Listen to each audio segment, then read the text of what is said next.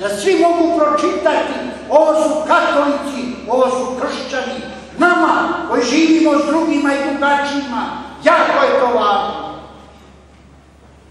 Da mogu svi prepoznati nas, a još više da se nikad ne stidimo i da se ne odričemo toga da smo Hristovi. Posveta oltara neka bude istinski naš životni oslonac na Hristu stijeni koja je sigurnost naših života i smisao naših života. Amen.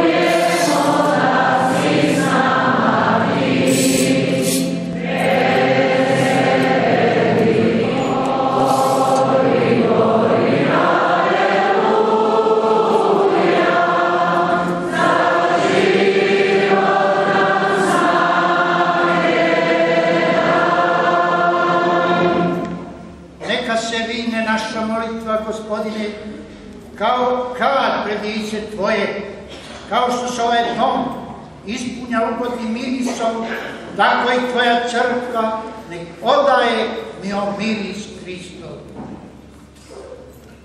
Čekajući blaženu nadu, dolazak Spasitelja našega Isusa Hrista. Jer Tvoje kraljestvo i slava i moć vjekove. Gospodine Isuse Hriste, Ti si rekao svojim apostolima, mir vam ostavlja, mir vam svoj daje. Molim, ne gledaj naše grijehe, nego vjeru svoje crkve, daruj mir i jedinstvo kako je volja Tvoja, koji živiš i kraljuješ vijeke vjekova. Amen.